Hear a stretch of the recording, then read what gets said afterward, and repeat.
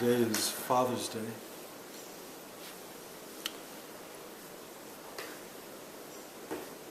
And it brings up a kind of teaching that comes out of Jewish tradition, about which I don't know very much. But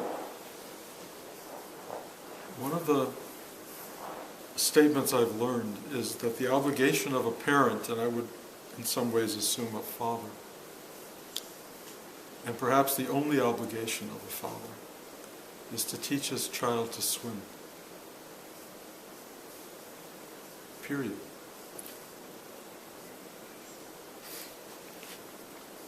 It's not to take the kid and row him across the water. It's not to swim for your child. It's not to give her all of your knowledge and all of your wisdom and all of your strength. It's simply teach them to swim.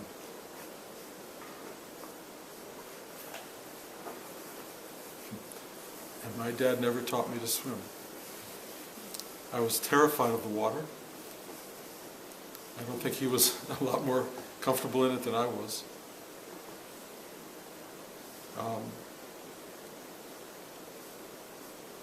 And I was almost in high school before I really figured out that nobody's going to teach me. And I not only taught myself to swim, but I really swam for 25 years. I would go to the pool regularly and loved it. I really loved swimming. I don't remember what the voice was inside me that said, you got to do this now. I knew there was a lot of shame in going to the beach as a kid and not being able to swim. I would play in the water, but I couldn't really stay afloat. I had a swimming teacher in high school named Mr. Mullins, who I think had something to do with it. But in the end, it was like me saying to myself, finally, get over it. Nobody else is going to do it. You do it. And I did. I powered through. I think I may have taken some credit for it at the time. But the great lesson about fatherhood is a little bit the Christian concept of my Father who art in heaven. The idea of your Father in heaven releases your biological parent from a lot of obligation on some level. Yes, they have a job to try to keep you going and teach you to swim, but the Father who art in heaven really is the teacher of how to swim. Your biological father may also have had a parent who didn't do a good job of it, who didn't know how to present what was needed. And I can only tell you, being a father myself and now a grandfather, that I know there was so much I could not communicate to my children. I really, really tried to be a good father. And I would, if I was going to grade myself, it's a B, kind of, I could not teach them how to play baseball for the life of me, even how to catch a ball. And to this day, we're all total failures in the arena of throwing and catching. And we once played Frisbee together, and nobody ever caught the Frisbee. It would just keep sailing past every one of us, and we were in hysterics laughing. And it was one of the great joys of our growing up together that we were failures. And we were a collection of failures, in that arena. And in a way, I taught us how to laugh at our failures. And so in some ways, that was a good thing. Even though I couldn't really communicate the fatherly thing that so many people want to learn from their parents. And I'm not sure I was great at teaching them to swim. I was mediocre in teaching them how to ride a bicycle. I'm trying to remember, I think one or both of them claimed that I didn't help them teach them how to ride a bicycle. I thought I had. But, we have these illusions in our own lives about what our role is, who we are, how we how effective we are as people. But the truth is, we're all wildly incomplete. We don't have the whole picture. We may have enormous well-read brains that can talk about the philosophers of history and times in the past. We may be able to have a great deal of understanding of life and communicate our wisdom to people. We may have the ability to communicate skills and discipline. You know, a lot of parents think their job is just to discipline. Don't do this, don't step over that line. You know, fathers were often in many cultures the arbiter of discipline. This is what you can do and what you can't do. Fathers often felt that their job was not to love. The mother had to love, if anybody. The father just had to show up and provide and discipline. Lots of limitations on the idea of parenting in life. And so we are all, in a way, left as very incomplete on some level because none of us were completely well parented. Some of you may get squeaked through there and say, well, I was. You know, I was well parented. And you will, you know, argue with me, which is fine. I would love that to be the case. But in most cases, something was wanting, and no one knew where to go to get that. And often we would try to find it in friends who could offer us something that parents weren't, like the truth, what's really going on, the insights that our parents were giving us stories about life, and the friends were telling us what's really happening. And then we realized they were full of shit too, that they didn't really know.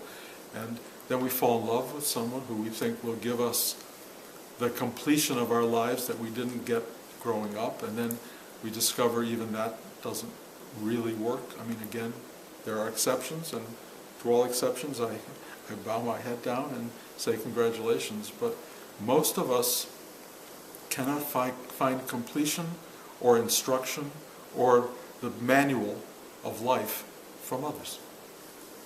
We cannot find it out there. It just does not seem to exist. I mean, there will people who will present it to you.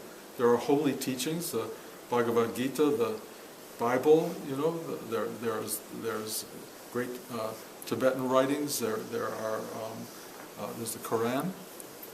Guideposts, how to get through, how to live this life. And we process it usually with our brain on some level. We read it and go, yeah, I understand, yeah, that makes sense, yes, yes, yes. And it goes from here to here. But we have all of the rest of this to somehow figure out, how do I embody this in my life? Some of these teachings actually make it into the heart. And you take it to heart, and you believe and trust the teaching. But it's a belief in an outer teaching, and it has to become profoundly real and established inside you for it to really root properly. And even then, it was given to you by an outer force that in the end had to be accepted or rejected or modified in some way so you could live your life. The real learning to swim instruction comes from thy Father who art in heaven.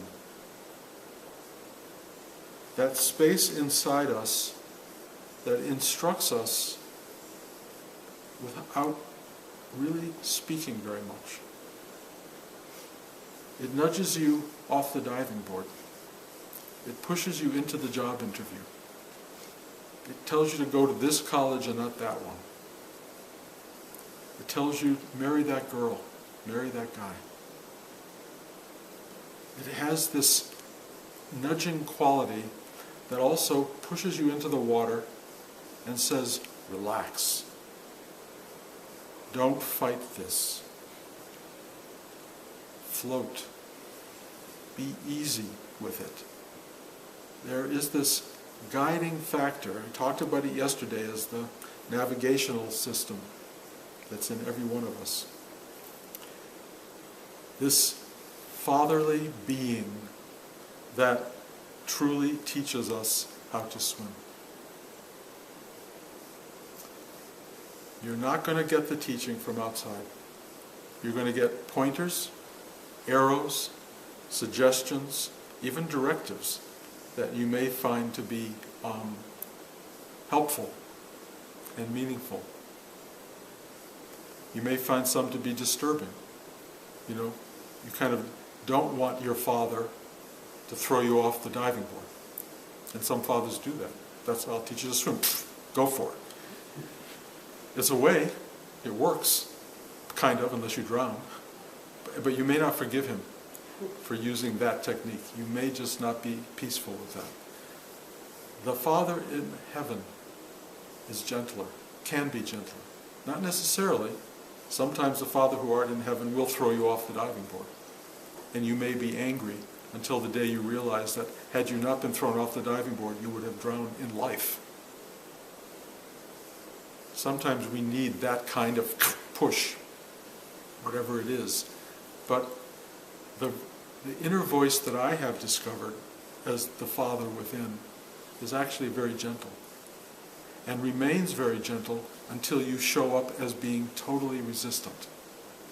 Until you go, no way, or I'm going to do it my way, or whatever it is, until you start to really get yourself in trouble. When you get really in trouble, the gentility of the Father doesn't work. It has to be a powerful force. It has to come at you, and it has to do whatever it has to do to wake you up. And it will do it. It will cause car crashes, near misses in all sorts of ways, bring you into hostile environments, send you to war. It will do all sorts of things because it needs to find a way to get you to pay attention to the simple directives that are trying to get you not only through life, but also to get what life is trying to give you so you can go, I will say beyond life, to transcend life, but really what I'm trying to say is to embrace the totality of life, to get it, to find your way through this extraordinarily bizarre, scary, difficult place that presents us with endless obstacles, difficulties, and struggles. But they are struggles if your mind is trying to make sense of them. They are struggles if the heart can't figure out which direction to go. They are not struggles if you get really quiet inside and listen to the voice that I talked about yesterday that says, this way. Do it now. If you listen to that voice inside, to your father's, mother's parental voice, you will be guided through the insanity, the instruction, the darkness, the fearfulness, the unknowing of life. It's the only way. There is no way. You cannot read a book that will do it for you. You cannot come to a teacher and listen to their words and think it's going to get you through the night. It will help you. It will push you in a direction that will bring you into yourself. But in the end, the self is what does it. Nothing else does it. And it can't be someone else's self, it's yourself. Of course, the incredible revelation as you go deep into yourself is that it's a shared experience, that it's one self. That when I go deeply into myself and you go deeply into yourself, we end up in the same self, the same place. There's only one self. And it's always there, always guiding and protecting and helping us through this extraordinary, unknowable space called life. There are perhaps people who will ask, why at all? Why do we have to go through this journey? But I don't know many people who would trade it for anything. I don't care how difficult your life is, unless you're suicidal and ready to get out of it. Mostly, you're willing to find your way through it, any way you can. And there are enough pleasures, the ice cream cones, the, housewives of Atlanta, whatever it is, your thing that keeps you rooted into this world. You've enough to keep you thinking, I can get through another day and another day. But there's more to it than that. There's more to it. There is an adventure here into a kind of heart of darkness, into the center of being, into the core of knowing, that is a journey that is what you're here for. And either you choose the mission or you don't choose it. If you don't choose it, you sit back and you just, relax and deal with day-to-day life and the obstacles of it, with the turmoil and the stress and the discomfort and the Tylenol and the Motrin and the whatever else you give yourself to make it through the day.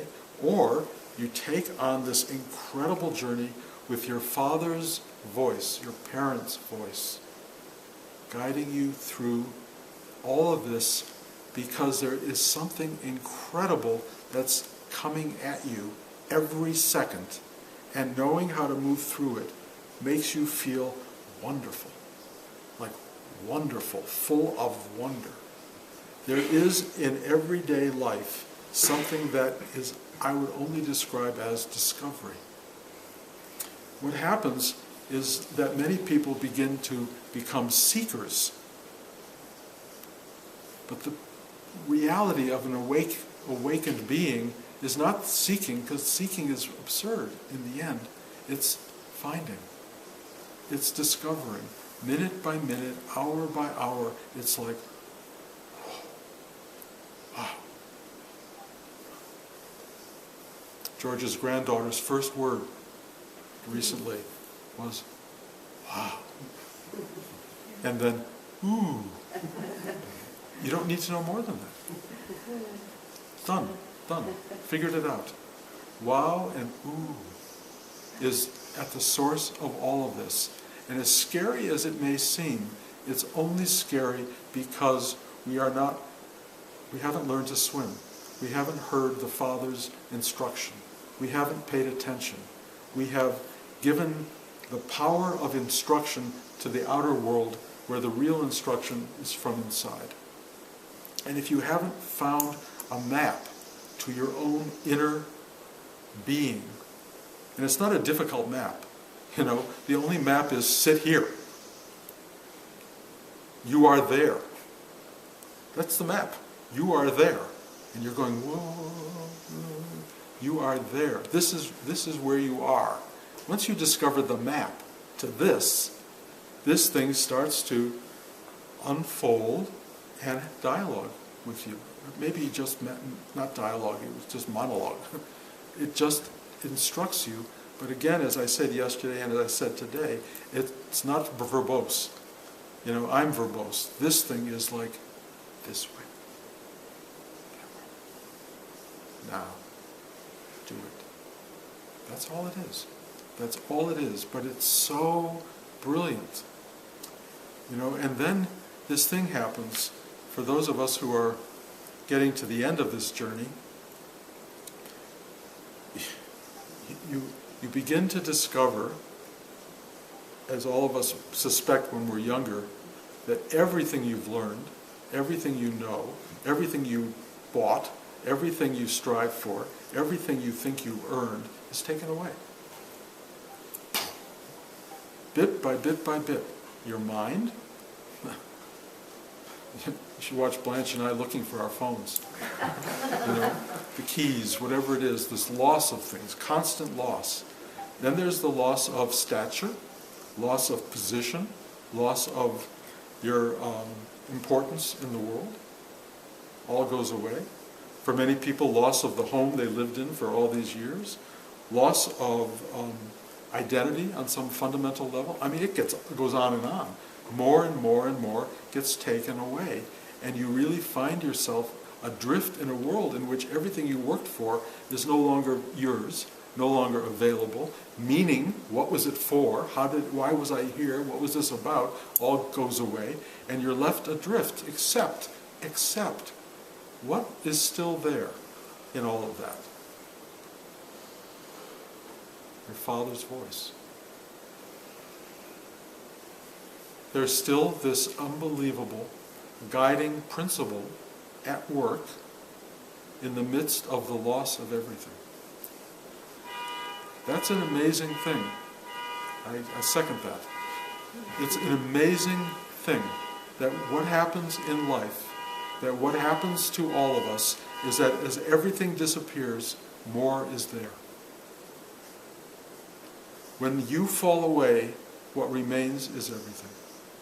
when you lose your mind, lose your ambition, lose the place you lived, when you lose all the stuff that you had, when you realize that you're at the end of the swim and you have barely swam, that you barely knew what you were doing, you somehow made it through to the other side maybe, but you were not the best swimmer, you still have this coach inside. The coach was just saying, there's more yet to come. And there's this really powerful thing that as you approach the end of the journey, you realize that ending is like, it's just a concept. End is a word. The whole idea of the word end, starts to break apart, it fragments away. And you don't see anything because you find yourself in a kind of timeless reality. So the story that you think finally comes to a conclusion really doesn't conclude. It just is.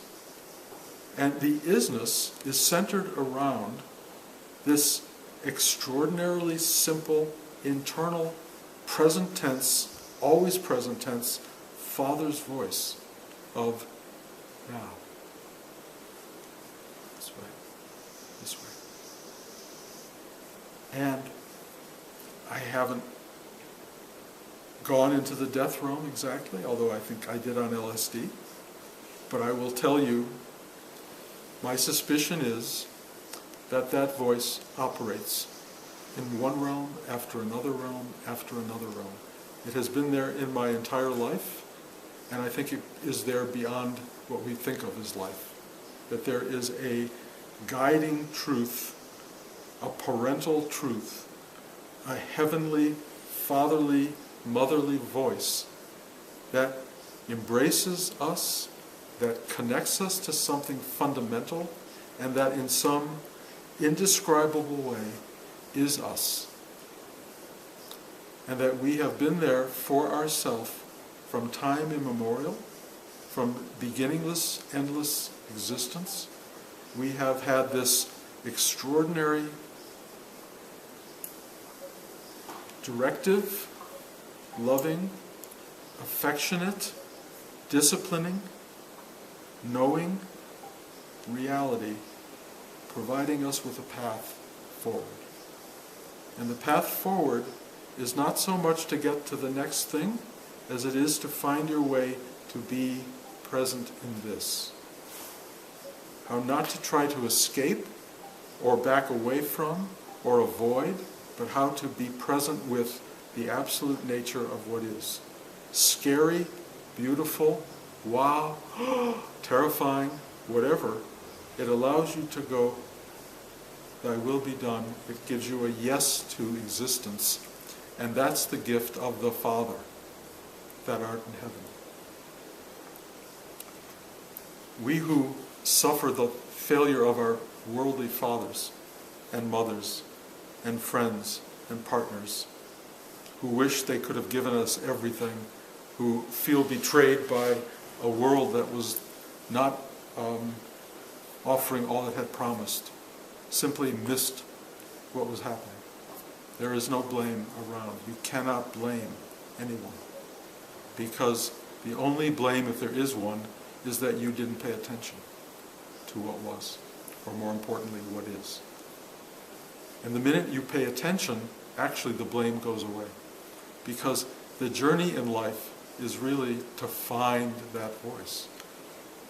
The journey in life is to uncover this constancy in the middle of change. The one thing that is when everything is transforming. The one thing that keeps solid while things are fragmenting.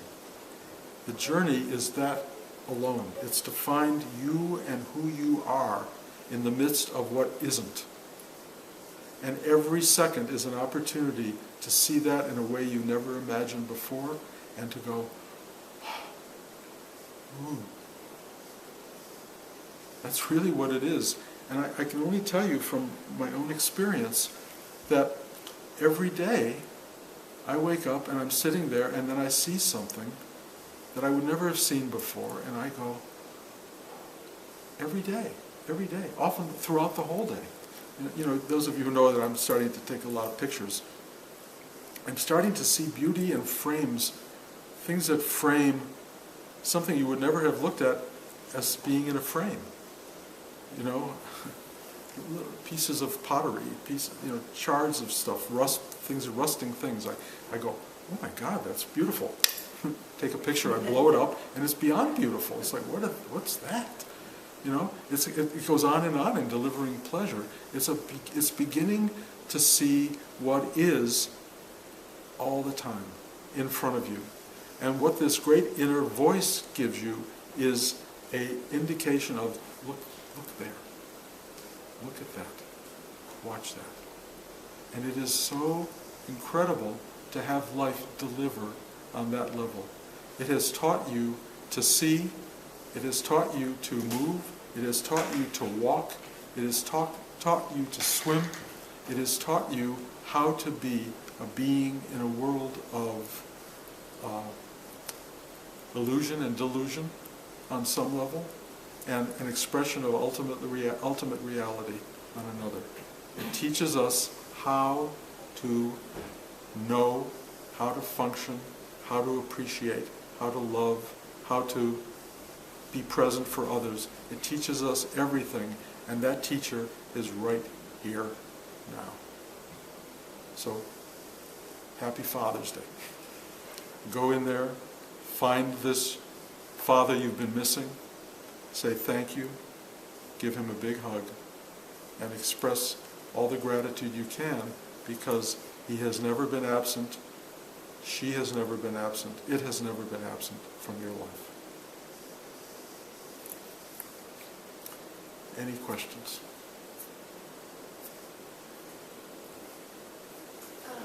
I think it's beautiful. You know, it's so comforting, the things that you say, because it can be so lonely, right, the journey. And so to like feel like, you know, the universe is always supporting you, it's such a comforting. I think it's meant to be comforting. It's also meant to be real. Yeah. So it's not an illusionary thing. And the only way I can kind of express that it's not illusionary is that I feel it. It's not, you know, it's like, I don't know what is more real than this feeling of there's something guiding me into this moment.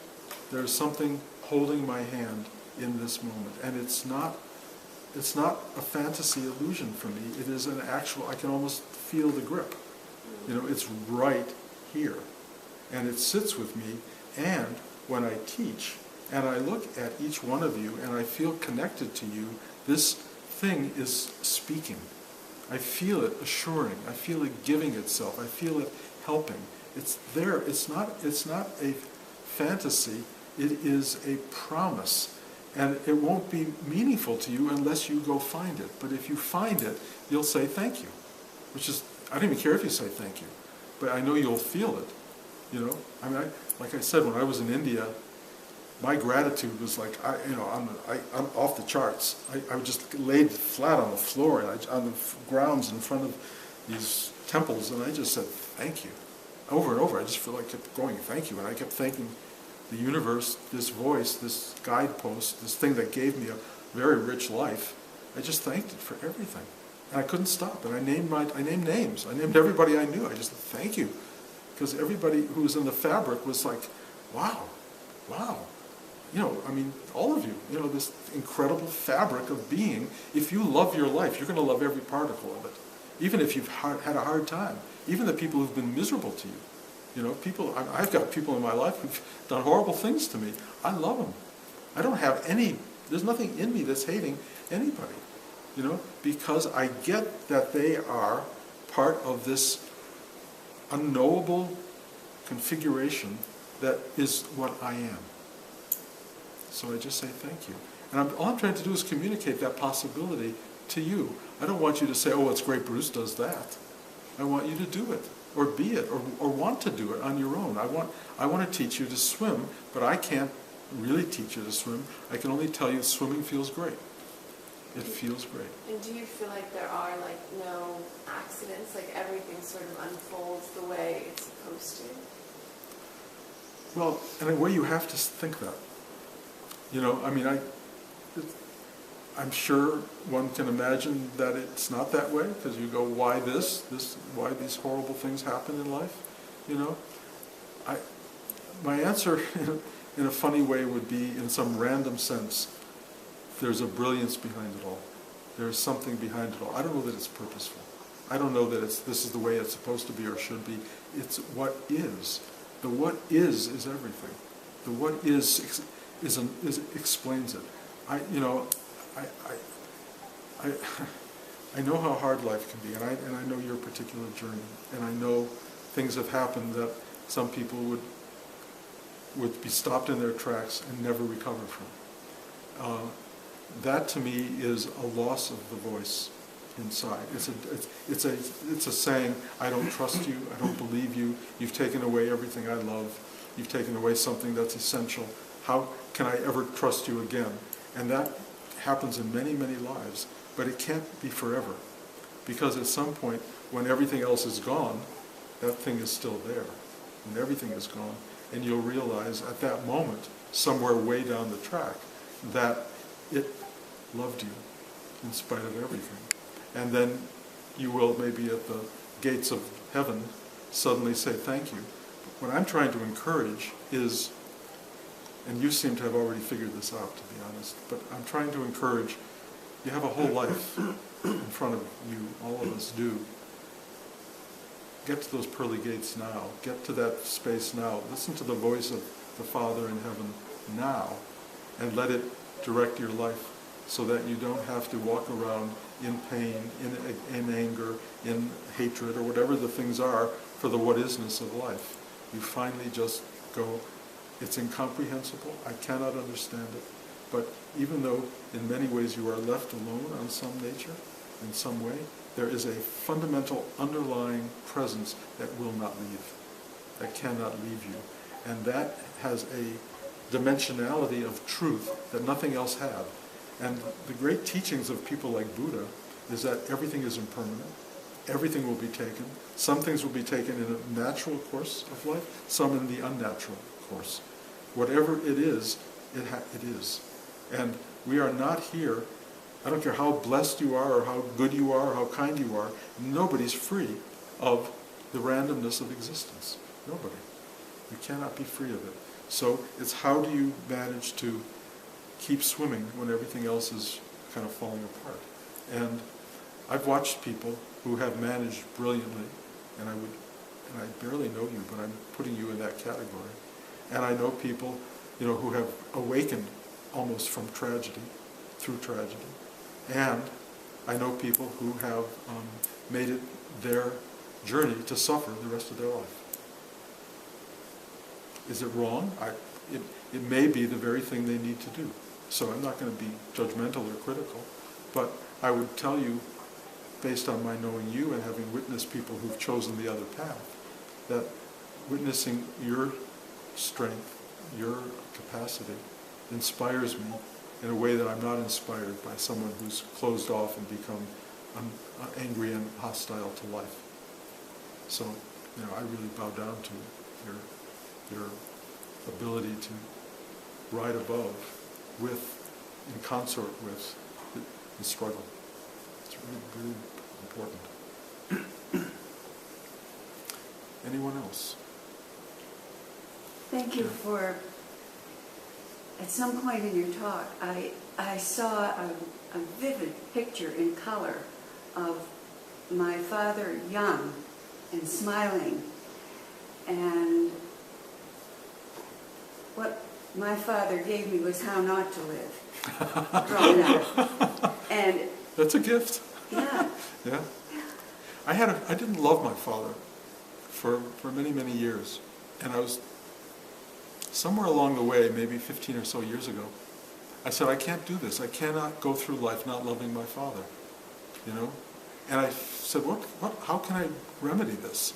And then I started thinking, well, I know I loved him somewhere along the line.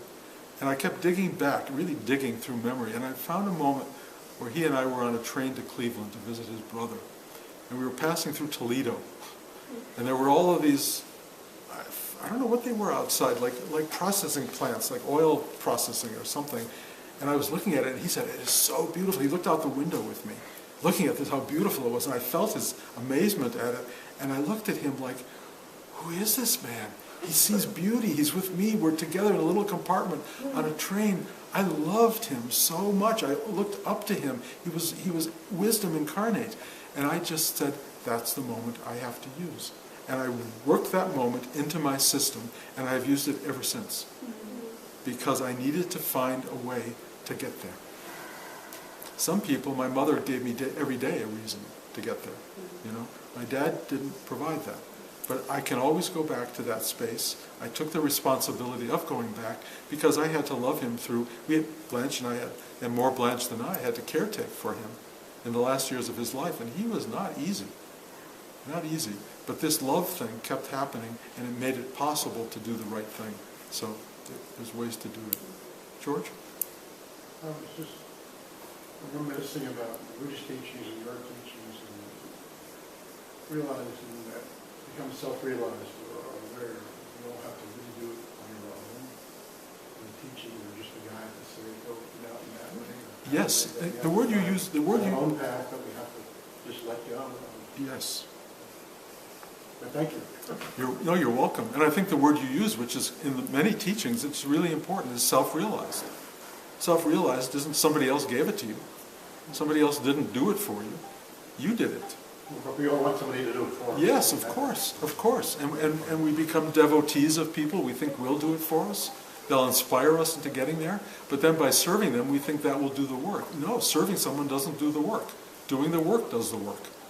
And if you don't do it, I mean, look, at some point you have to do it. And I don't know if you have to do it in this lifetime, because I don't really know about additional lifetimes exactly. It makes sense to me that there aren't many lifetimes. It makes sense because so few people grow even a millimeter in a lifetime. I look at people going, they're going backwards. They're not even moving. There's no movement happening. It's easy to go backwards. Yeah, or stay locked in a place. But the movement forward, working toward awakening, is actually it's not moving forward, it's moving into this. But there are so few people that I meet who've done it, or who do it, although I'm meeting more and more people. But I realize that we need to self-actualize. We need to self-realize who we are. And it might be on the deathbed. I think for many people that's what it is. It's late in the game, but it's better then than not. It may happen right after death, assuming a certain kind of cosmology, that you'll sit there and go, I mean, Ramdas used to say he loved to be with people who are just about to die, because a lot of them do get their realizations at that point. Absolutely, because there's nothing left. There's no future. You're not investing in future. Past is now either forgotten or it's too much of a construct that it holds you, and you can't go on to the next life holding on to this one. So there's a moment of having to let go, and when you finally let go, you realize, just like Barbara Buster's last words. Yeah. No, it's like toodaloo. That's what it is. When coming in, ooh, wow. Ooh, wow, yeah. Ooh, wow, and toodaloo. That's the journey. And getting to this... Great mantra. Yeah, getting to the end of it all, getting to the end, which we all will do, you either get there, eyes wide open, or, don't take me. Or why me, God? You end up with these kinds of struggles, and the possibility of getting past all that while you're still in your body, while you still can be a 74-year-old guy who can go, wow, and ooh, it's just better. It's not spiritually advanced, it's just a better choice. So, I guess one thing I keep coming at is this idea, and it's very funny, about the struggle we all have is that we're so central to ourselves. That we're so central in our own lives. All we think about is us. Day in, day out, us. And all I'm trying to do, and one of the things that I think happened in my life without my understanding how, is that the self went, it got pushed away, and then everything else appeared. The minute you let go of you, what remains is you. But we're so obsessed with this tiny little fragmented being that we suffer all of its problems, we dream its dreams, we hope its hopes, and we're completely lost in this minuscule little tiny thing. And if you can do anything at all to push it off of center, there you are. And that's the gift of what I guess people call spiritual practice or spiritual life or meditative life. It doesn't come for everybody, but it can come. And if you're determined to have it happen, this voice inside will direct you to that. It really will. You just have to pay attention. And in a situation where life is causing massive change, it's a good time to listen to this thing, because the intellectual voice, the emotional voice, will provide us with a lot of disturbance. But if you can get quiet enough to listen to the other voice, it's not disturbed. It has no disturbance whatsoever. It's really centered and calm, and it goes this way. Anybody else?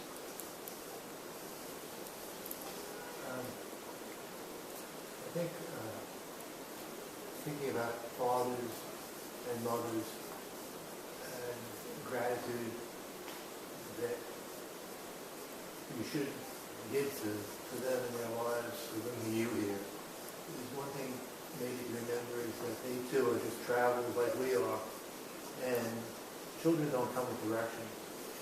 So the first kid gets it the worst, the second kid's a little easier, and sometimes the parents get it right along the way, and they really get involved with their children. Sometimes they don't. Yeah.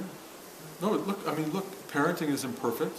When it works, it's great. When it doesn't work, it's not great. But what I'm trying to get at is, don't blame them, because they don't know either, which is what you're saying. They're trying to figure it out as they go along. I learned that when I was 20. I remember I said, oh my God, my parents aren't that much older than me. You know, they don't know much more than I do. And I had always suspected that, but I always gave them the benefit of the doubt that they had had 20 years on me and therefore knew everything. But you know, clearly they don't know everything. And so you have to let them off the hook, one way or another. Ideally, they will have taught you to swim, but if they didn't teach you to swim, there is a teacher available. And it's always been there, and it will teach you. And that's kind of the ultimate lesson of all of this. Figure it out, take responsibility, because nobody else will do it for you, and own the journey, own your life, and get where you're supposed to go. You know, and you know, the first commandment, or the second commandment, honor thy mother and thy father. You know, it's not like it's at the last commandment.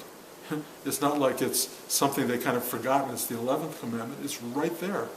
I am the Lord your God, number one. I am your father. Honor your father and your mother. Really important stuff. And if you pay attention to that, honor, as you said, be grateful.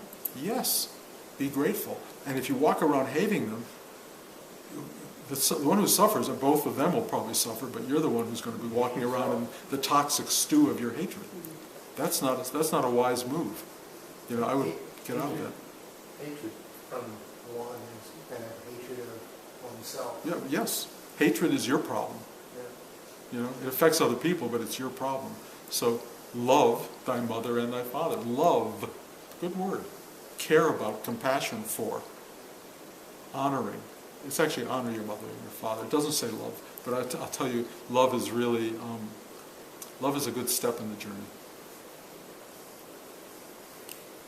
Okay? Thank you. Thank you, guys. Bye.